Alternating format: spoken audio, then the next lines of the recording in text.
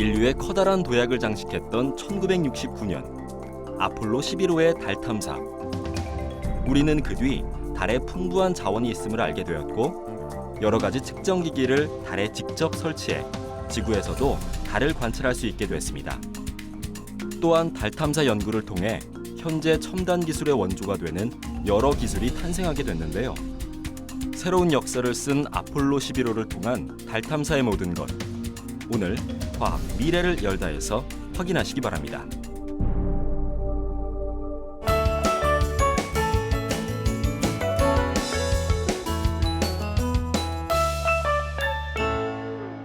안녕하세요. 과학 미래를 열다 로켓 박사 최현석입니다. 인류가 하늘에서 가장 많이 본 것은 무엇일까요? 아마도 낮에는 태양일 것이고 밤에는 달이 아닐까 싶은데요. 특히 달의 경우 6, 7세기 고구려의 벽화에도 등장할 정도로 오래전부터 관심의 대상이었습니다. 당시 벽화를 보면 신선이 학을 타고 달로 날아가고 있는데요. 달은 이처럼 인류가 가고 싶어하는 선망의 대상이기도 했습니다. 달 탐사하면은 아마 아폴로 11호가 딱 떠오르실 것입니다. 닐 암스트롱이 아폴로 11호를 타고 달에 다녀온 지도 벌써 45년이 지났는데요. 그리고 그 뒤에 30여 년 동안 달 탐사는 우주 개발에서 특별히 중요한 주제는 아니었습니다. 우리가 수없이 연구하고 힘들게 도착했던 달이라는 곳은 막상 직접 가보니 사막 같은 황무지였기 때문이죠. 하지만 그럼에도 불구하고 아직 과학자들은 달 탐사를 위한 연구에 몰두하고 있는데요. 그럼 그 이유는 무엇일까요? 지금부터 달 탐사에 대한 이야기를 나누어 보도록 하겠습니다.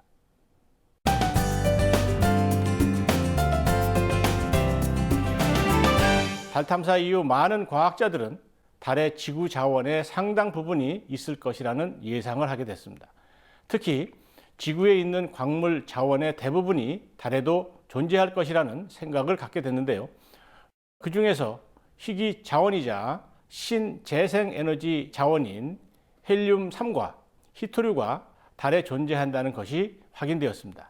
이것은 1969년 아폴로 11호에 의해 발견됐는데 미국 위스콘신 대학의 쿨친스키 교수는 달에 있을 것으로 예상되는 헬륨3의 1톤 가치가 4조 원 이상이 될 것이라고 주장을 했습니다. 그는 헬륨3이 달에 약 100만 톤에서 5억 톤가량 있다고 추정하고 있습니다. 이것은 인류가 수천 년간 쓸 수 있는 에너지를 만들 수 있는 양이기도 합니다.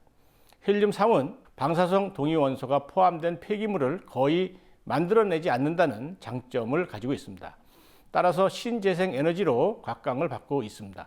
이렇듯 우리는 달에 존재하는 신재생 에너지를 찾기 위해 달을 탐사하기도 하고 태양계의 기원과 탄생을 연구하기 위해 달에 가기도 합니다.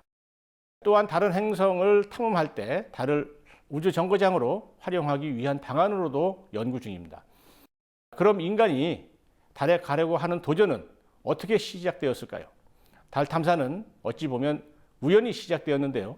구소련이 1957년 첫 인공위성을 발사하고 1961년 우주인 가가린이 첫 우주비행에 성공하자 미국은 달에 인간을 착륙시키고 지구로 되돌아오는 아폴로 계획을 발표하게 됩니다. 이 계획이 바로 달 탐사의 시초가 된 것입니다. 달 탐사는 인류의 탄생 이후 지구에서 인간이 도전한 최대의 과제였는데요. 하지만 미국은 아폴로 계획을 발표한 지 불과 8년 만인 1969년 7월 달 탐사에 성공하게 됩니다. 암스트롱과 올드린이 달을 걷고 안전하게 지구로 되돌아온 것입니다. 그리고 45년이 지난 지금 아직도 아폴로 우주선이 달에 갔던 방법을 토대로 달 탐사 연구가 계속되고 있는데요. 이처럼 아폴로 11호는 당시 대단한 업적이었고 아직 이를 능가할 획기적인 달 탐사 기술은 나타나지 않고 있다고 볼 수 있습니다. 따라서 달 탐사라는 역사를 일궈낸 아폴로 11호를 살피지 않을 수 없는데요. 그럼 지금부터 아폴로 우주선이 어떻게 달 탐사에 성공했는지 그 과정을 알아보도록 하겠습니다.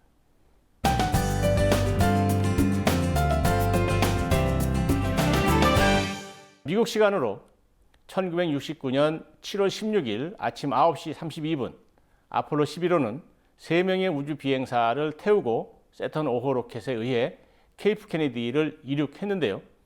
아폴로 우주선은 컬럼비아라고 불리는 사령선과 독수리라고 불리우는 달 착륙선, 그리고 기계선으로 구성되어 있고 세턴 5호 로켓에 의해 발사되었습니다.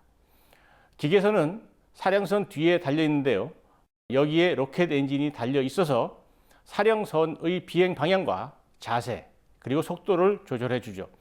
그리고 사령선은 3명의 우주인이 탑승해 지구에서 출발해 달에 갔다 올 때 주로 머무는 곳입니다. 지구의 바다에 착수할 때 이 사령선만 돌아오게 됩니다. 즉, 달 궤도에서 2명의 우주인이 달 착륙선에 옮겨 타고 달에 갔다 올 때만 제외하고는 사령선에 계속해서 머무르는 것입니다. 세턴 5호 로켓은 인류가 지금까지 만든 로켓 중에서 가장 큰 로켓으로 전체 길이가 111m에 최대 직경은 10m입니다. 3단 로켓으로 구성된 세턴 5호 로켓에 1단에 사용한 F1 액체 로켓 엔진도 지금까지 개발된 세계 최대의 로켓 엔진으로 추진제는 액체 산소와 등유를 사용하였습니다. 세턴 5호가 발사될 때 나는 소리는 예를 들어 서울에서 수원까지 전해졌을 정도라고 생각하시면 되고요. 만약 밤에 발사했다면 그 화염의 불빛은 서울에서 발사해도 대구에서도 보일 정도라고 이해하시면 됩니다. 이렇게 발사대를 출발한 세턴 5호 우주 로켓은 2단 로켓의 연소가 끝났을 때 지구 상공 186km에서 초속 6.9km에 도달하고 3단 로켓을 이용해 초속 7.8km까지 됐을 때 비로소 지구 원 궤도에 진입하게 됩니다. 그리고 우주선과 로켓을 점검한 후 다시 3단 로켓을 점화해 초속 10.83km, 즉 음속의 32배의 속도로 지구 궤도를 탈출하는데요. 비로소 달을 향해 비행을 시작하게 됩니다. 이렇게 지구를 출발한 지 3시간 17분 만에 아폴로 사령선은 달 착륙선을 3단 로켓의 앞부분으로부터 분리하고 도킹한 뒤 달을 향해 관성 비행을 계속하게 됩니다. 공기가 없는 우주 공간에서 햇빛이 직접 닿는 곳의 온도가 섭씨 130도, 햇빛이 안 비치는 그늘진 곳의 온도가 섭씨 영하 120도 정도이므로 온도차는 섭씨 250도나 되는데요. 만약 우주선이 햇빛을 계속 받게 된다면 우주선은 그 높은 온도 때문에 뒤틀리게 됩니다. 따라서 이를 예방하기 위하여 1시간에 3번씩 통닭 굽듯이 회전하면서 달로 비행을 하게 됩니다. 그리고 발사된 지 1일 15시간 40분이 되었을 때 아폴로 11호는 지구에서 34만 4,800km, 달에서 5만 2,200km 되는 지점을 통과하게 되는데요. 이 지점은 지구의 인력과 달의 인력이 같은 곳이기 때문에 좀 더 주의 깊게 살펴볼 필요가 있습니다. 이곳을 통과하면 달의 인력에 의해 우주선의 속도는 가속되면서 달로 접근하게 되는데요. 이곳을 지나 달의 인력권 안으로 들어간 아폴로 우주선은 달 궤도에 진입하기 직전에 다시 180도로 회전하게 됩니다. 그리고 우주선의 속도는 떨어지고 달 궤도에 진입하게 되죠. 달 궤도에 진입한 이때가 바로 지구를 떠난 지 3일 3시간 49분 만인데요. 사령선에 타고 있던 암스트롱과 올드린은 달 궤도에서 달 착륙선으로 옮겨 타고 달 착륙선의 역추진 로켓을 이용해서 1969년 7월 20일 오후 4시 18분 달에 무사히 착륙하게 됩니다. 그리고 오후 10시 56분 암스트롱이 달에 내려서고 난 뒤 24분 후에 올드린도 뒤따라 달에 내려서게 됩니다. 그리고 이렇게 달에 첫 발을 내디딘 이들은 달에서 2시간 13분 12초 동안 머물면서 31kg의 암석과 흙을 채집하였습니다. 이렇게 달 탐사를 끝낸 암스트롱과 올드린은 달 착륙선에 탄 뒤 3시간 30분 동안 이륙 준비를 하였는데요. 달을 이륙하여 달 궤도를 돌고 있던 사령선과 도킹을 하고 사령선으로 옮겨 타게 됩니다. 그리고 사령선은 뒤쪽에 붙어있던 기계선의 로켓 엔진을 점화하여 달 궤도를 벗어나 지구로 되돌아오게 되죠. 하지만 아직 미션이 한 가지 더 남아 있습니다. 지구에 가까이 도착한 아폴로 11호의 사령선은 대기권에 진입하기 16분 전에 사령선에 장치된 기계선을 떼어내고, 이때 분리 시간은 예정 시간에서 플러스 마이너스 0.01초의 오차만 허용될 정도로 매우 정확하게 해야 합니다. 또한 대기권의 진입 각도는 수평으로부터 5.4도에서 7.4도밖에 되지 않았고, 재돌입할 수 있는 구멍은 지구 상공 120km에서 지름 64km 이내로 작았기 때문에 매우 어려운 지구 진입 조건을 갖추고 있었습니다. 만약 이 조건을 맞추지 못하면 아폴로 11호 우주선은 지구의 대기권에서 튕겨져 우주 속으로 사라질 수도 있었습니다. 하지만 다행히 아폴로 11호는 예정된 궤도와 속도로 대기권에 진입해서 정확하게 돌아왔고 무사히 태평양에 내려앉았습니다. 이것은 지구를 출발한 지 195시간 18분 21초로 당초의 계획보다 45초 빨리 다시 지구로 되돌아온 것이었습니다. 이렇게 아폴로 달 탐사 과정을 살펴봤는데요. 자세한 과정을 살펴보니 굉장히 체계적이고 과학적인 작업이었다는 것을 느끼셨을 것입니다. 당시에 이 모든 과정이 준비되었고 성공했다는 것 또한 매우 대단한 업적이기도 합니다. 그럼 아폴로 달 탐사의 성과와 그 이후 달 탐사 연구는 어떻게 진행되어 왔을까요? 지금부터 알아보도록 하겠습니다.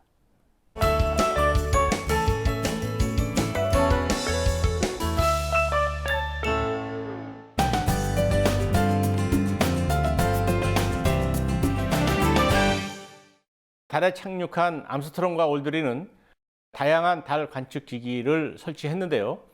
첫 번째로 달에 설치한 관측 기기는 바로 태양풍 측정 장치였습니다.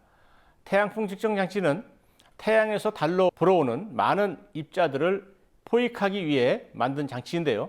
달을 떠나기 전에 다시 거두어서 지구로 회수해 분석하는 방법을 사용했습니다.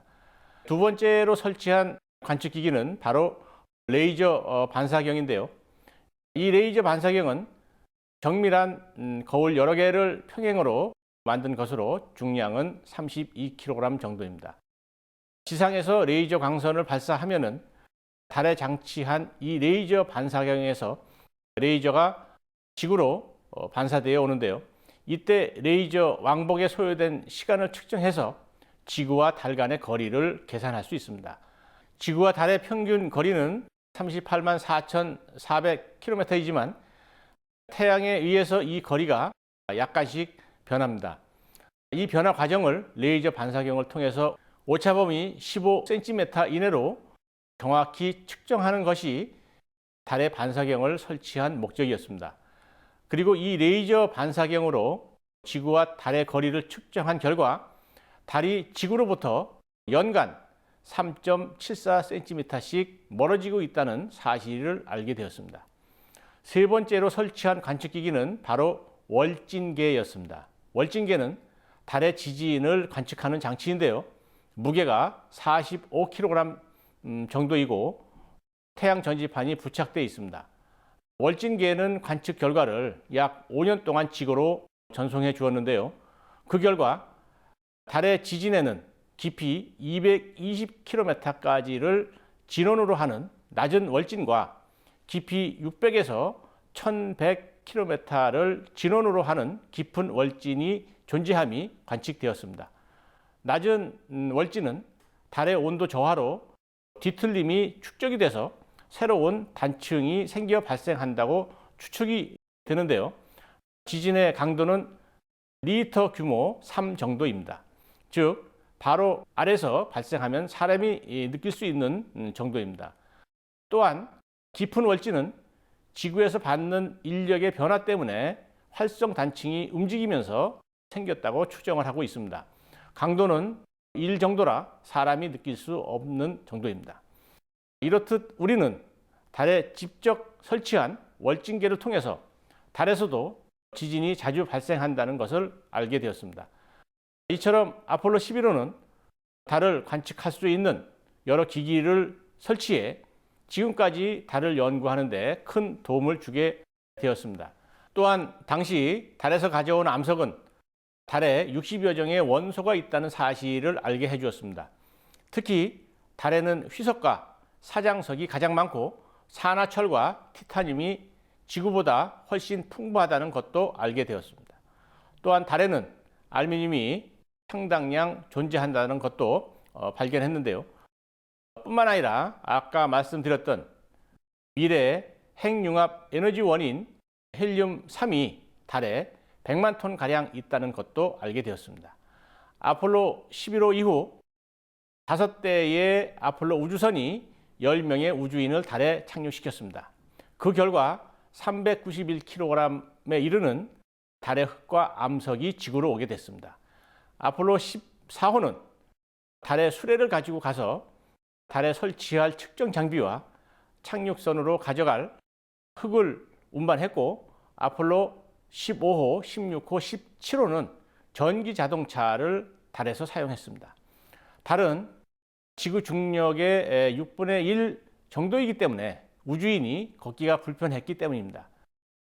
이 차는 무게 208kg의 2인승 사륜차였는데요.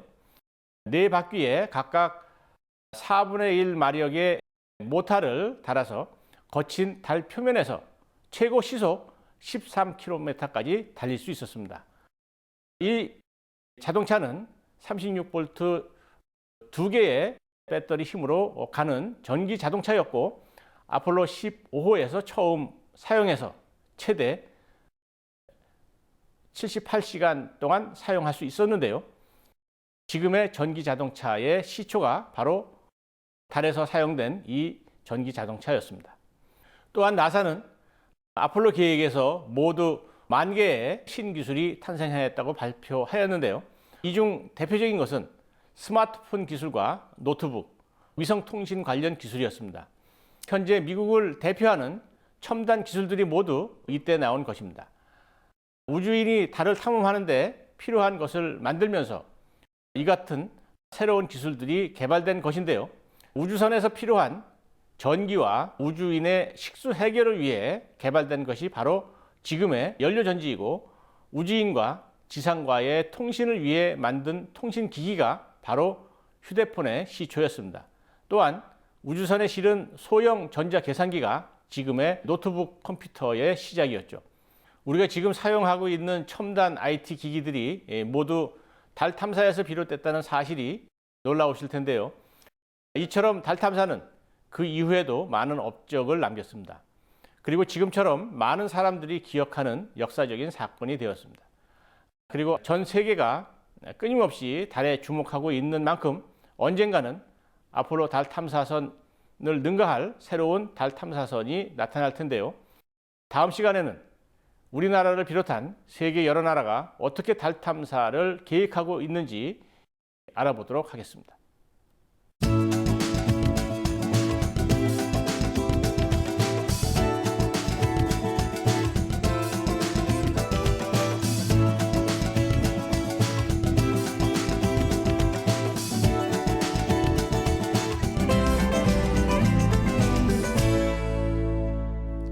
(3차원) 공상과학 영화 아바타를 만든 영화 감독 제임스 캐머런과 누구든지 위성 영상을 통해 자신의 집과 친구의 집을 볼 수 있는 구글어스를 만든 레리 페이지는 플래니터리 리소스라는 행성 자원 회사를 설립했는데요.